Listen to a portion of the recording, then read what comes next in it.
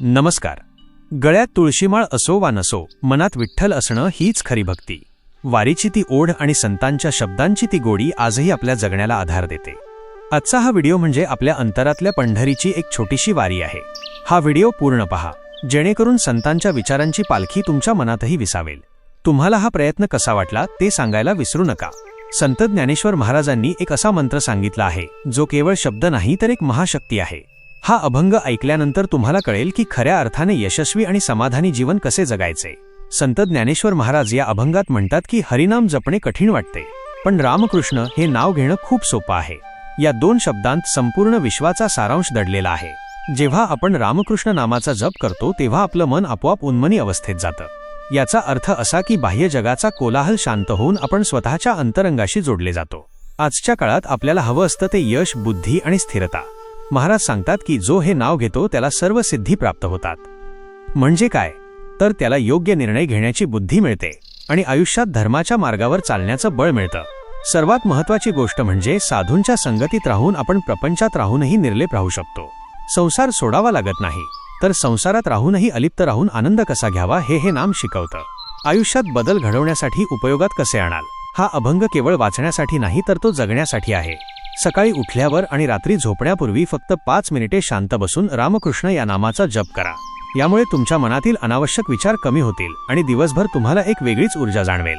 जेव्हा जेव्हा आयुष्यात कठीण प्रसंग येईल तेव्हा गोंधळून न जाता हे नाम जपा. यामुळे मन स्थिर होईल आणि तुम्हाला त्या समस्येतून बाहेर पडण्याचा मार्ग सापडेल. साधू म्हणजे केवळ वेशभूषा केलेले लोक नव्हे, तर ज्यांच्या विचारांत पवित्रता आहे अशा चांगल्या माणसांच्या सहवासात राहा. ज्ञानेश्वर महाराज म्हणतात त्याप्रमाणे चांगल्या विचारांच्या सहवासात राहिल्यामुळे प्रपंच सुखाचा होतो. रामकृष्ण हे नाव म्हणजे एक आरसा आहे. जेव्हा तुम्ही हे नाव घेता तेव्हा तुम्हाला तुमच्यातील आत्माराम म्हणजेच परमेश्वर स्वतःमध्येच दिसू लागतो. ज्या दिवशी तुम्हाला स्वतःमध्येच तो आनंद सापडेल त्या दिवशी तुम्हाला जगातील कोणतीही गोष्ट दुःखी करू शकणार नाही. दश दिशांना तुम्हाला चैतन्य दिसेल. नामस्मरणाची ताकद काय असते आणि ते आपल्या आयुष्यात कसे परिवर्तन घडवू शकते हे सांगणारा हा अभंग आजही तितकाच मार्गदर्शक आहे. प्रत्येक चरणांचा भावार्थ विश्लेषण, सामाजिक संदेश व संताचा नैतिक धडा तसेच वास्तविक उदाहरणासह पाहूया. पहिला चरण, हरिनाम जपे तो नर दुर्लभ, वाचेसी सुलभ रामकृष्ण. भावार्थ विश्लेषण. माणसाला अनेक गोष्टी दुर्मिळ वाटतात, धन, संपत्ती किंवा भौतिक सुख. पण ज्ञानेश्वर माऊली म्हणतात की खऱ्या अर्थाने दुर्लभ कोण असेल, तर तो जो सातत्याने हरिनाम जपतो. आजच्या धावपळीच्या जगात जिथे माणसाकडे स्वतःसाठी वेळ नाही, तिथे ईश्वराचे नाव घेणे ही सर्वात मोठी साधना आहे. महत्वाची गोष्ट म्हणजे माऊली सांगतात की रामकृष्ण हे नाव जिभेवर येणे अत्यंत सोपे आहे. यासाठी कुठेही लांब जाण्याची गरज नाही, कठीण व्रत वैकल्य करण्याची गरज नाही. फक्त जिभेवर ते नाव हवे. सामाजिक संदेश व नैतिक धडा. मानवी जीवनात सुसंगती आणि योग्य विचारांची निवड किती महत्वाची आहे हा संदेश यातून मिळतो. माणूस त्याच्या शब्दांनी आणि विचारांनी घडत असतो. संत ज्ञानेश्वरांना सांगायचे आहे की उच्च ध्येय गाठणे कठीण वाटत असले तरी सकारात्मक विचारांचा सराव करणे खूप सोपे आहे. समाजात आपण ज्या पद्धतीचे शब्द वापरतो त्याच पद्धतीचे व्यक्तिमत्व तयार होते. वास्तविक उदाहरणे. एखादा माणूस समुद्राच्या मध्यभागी अडकला असेल आणि त्याला समोर एक जहाज दिसले तर तो पटकन हात करून मदत मागतो. तसेच संसाराच्या या अथांग सागरात रामकृष्ण हे नाव म्हणजे एक साक्षात तारक जहाज आहे, जे आपल्याला सहज उपलब्ध आहे. फक्त ते उच्चारण्याचे धाडस आणि श्रद्धा हवी. दुसरा चरण, रामकृष्ण नामीन उन्मनी साधली, तयासी लाधली सकळ सिद्धी. भावार्थ विश्लेषण. उन्मनी अवस्था म्हणजे काय, जिथे मनाचे विचार थांबतात, जिथे अस्थिरता संपून एक प्रकारचे परमानंदातले शांतपण येते. जेव्हा आपण पूर्ण एकाग्रतेने रामकृष्ण नामाचा जप करतो तेव्हा आपले मन स्थिर होते. अशा स्थितीत पोहोचलेल्या साधकाला जगातील सर्व सिद्धी आपोआप प्राप्त होतात. सिद्धी म्हणजे काही जादूची शक्ती नव्हे, तर दृष्टी बदलणे. जेव्हा तुमचे मन शांत असते तेव्हा तुम्हाला संकटातही मार्ग दिसतो, दुःखातही आनंद सापडतो. हीच ती खरी सिद्धी आहे. सामाजिक संदेश व नैतिक धडा, एकाग्रता आणि ध्येयनिष्ठा हेच यशाचे गमक आहे. जेव्हा समाजातील प्रत्येक घटक आपल्या कर्तव्यावर लक्ष केंद्रित करतो तेव्हा प्रगती आपोआप होते. संत सांगत आहेत की ज्याचे ध्येय निश्चित आहे त्याला सर्व सामर्थ्य प्राप्त होते. आजच्या विखुरलेल्या समाजात फोकस गमावल्यामुळे अनेक समस्या निर्माण होत आहेत. वास्तविक उदाहरणे. समजा एका मोठ्या कॉर्पोरेट ऑफिसमध्ये काम करणारा व्यक्ती खूप तणावाखाली आहे, पण त्याने जर क्षणभर थांबून नामात मन स्थिर केले तर त्याला त्याच समस्यांकडे पाहण्याचा एक सकारात्मक आणि शांत दृष्टिकोन मिळतो. हीच मानसिक शांती ही सर्व सिद्धींची जननी आहे. तिसरा चरण, सिद्धी बुद्धी धर्म हरिपाठीन आले, प्रपंची निवाले साधुसंगे. भावार्थ विश्लेषण. ज्या व्यक्तीचे मन नामात रमते त्याला अलगदपणे सिद्धी, बुद्धी आणि धर्म हे तिन्ही प्राप्त होतात. सिद्धी म्हणजे सामर्थ्य, बुद्धी म्हणजे योग्य निर्णय घेण्याची क्षमता आणि धर्म म्हणजे नैतिक मार्गावर चालणे. हे सगळं हरिपाठाच्या वाटेवर चालताना आपोआप मिळते. आजच्या प्रपंचात म्हणजे संसारात आपण अनेकदा होरपळून निघतो. नात्यांतले प्रश्न, कामाचा ताण, आर्थिक चिंता यांमुळे आपण शांतता शोधत असतो. माऊली म्हणतात की संसारात राहूनही जर तुम्हाला निवृत्ती किंवा शांतता हवी असेल तर ती साधू संगतीने मिळते. साधू संगत म्हणजे फक्त एखाद्या साधूची भेट घेणे असे नाही, तर ज्यांच्या मनात ईश्वराचा वास आहे, ज्यांचे विचार सकारात्मक आहेत, अशा लोकांच्या सहवासात राहणे. जेव्हा आपण अशा विचारांच्या माणसांत बसतो तेव्हा संसाराचा दाह कमी होतो आणि आपण सुखी होतो.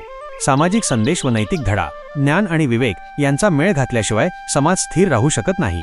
योग्य संगतीमुळे संसारात राहूनही माणूस निष्कलंक राहू शकतो. बुद्धीचा वापर केवळ स्वतःच्या फायद्यासाठी न करता तो नैतिक चौकटीत राहून करणे आवश्यक आहे. वाईट संगतीमुळे विनाशाकडे जाणारा समाज सज्जनांच्या सहवासामुळे समृद्ध होऊ शकतो. वास्तविक उदाहरणे, शिक्षण क्षेत्रात शिक्षक जेव्हा केवळ अभ्यासक्रम न शिकवता विद्यार्थ्यांना नैतिक मूल्यांची जोड देतात तेव्हा त्या विद्यार्थ्यांमधून उत्तम नागरिक तयार होतात.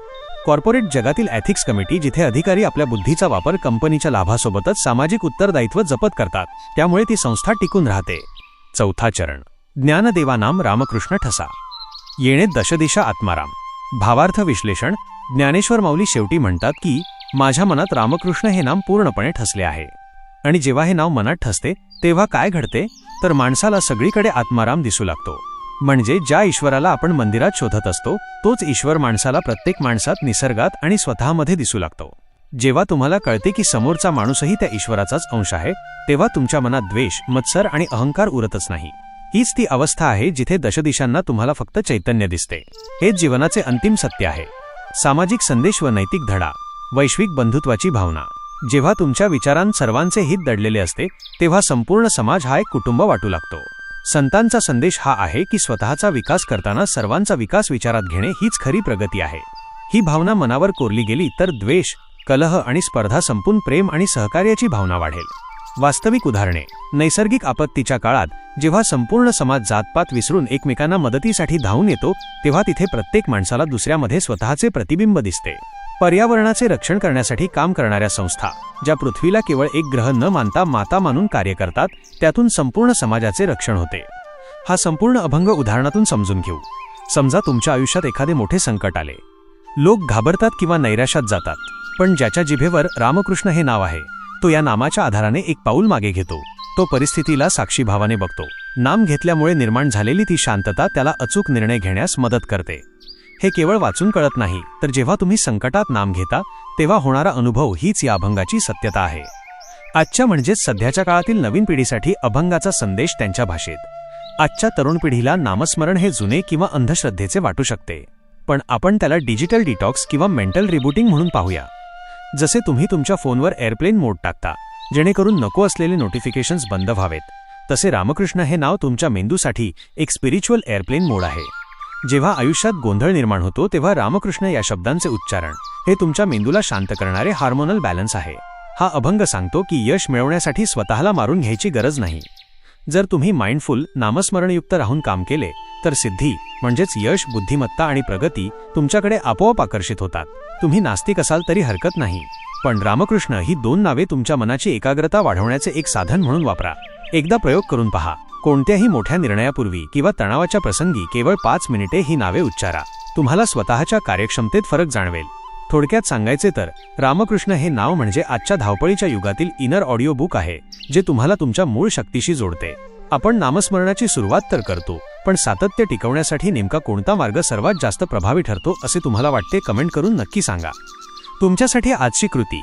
हा अभंग आपल्याला हेच सांगतो की ईश्वराचे नामस्मरण करण्यासाठी जंगलात जाण्याची गरज नाही. ते आपल्या वाणीवर, आपल्या जिभेवर सहज उपलब्ध आहे. संसाराच्या चक्रात अडकून न पडता नामाच्या बळावर तो प्रवास सुखाचा आणि शांततेचा कसा करायचा, ही माऊलींची शिकवण आहे.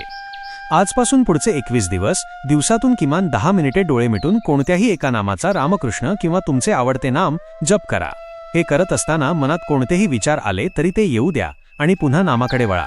ही साधी नामसाधना तुमच्या दिवसाची गुणवत्ता कशी बदलते याचा अनुभव स्वतः घ्या. धन्यवाद. आजपासूनच आपण आपल्या आयुष्यात या नामस्मरणाचा छोटासा बदल करूया का?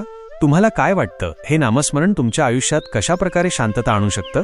कमेंट्समध्ये नक्की सांगा आणि हा विचार अधिकाधिक लोकांपर्यंत पोहोचवण्यासाठी हा व्हिडिओ शेअर करा. चंद्रभागेच्या काठी जो आनंद मिळतो तोच आनंद संतांच्या विचारात दडलेला आहे. भावार्थ संतवाणीच्या माध्यमातून आपण हाच विठ्ठल विचार घराघरात पोहोचवत आहोत. तुमचं प्रेम आणि आशीर्वाद असाच राहू द्या. कमेंटमध्ये विठ्ठल विठ्ठल असा गजर करायला विसरू नका. पुंडलिक वरदा हरी विठ्ठल. श्री ज्ञानदेव तुकाराम. पंढरीनाथ महाराज की जय.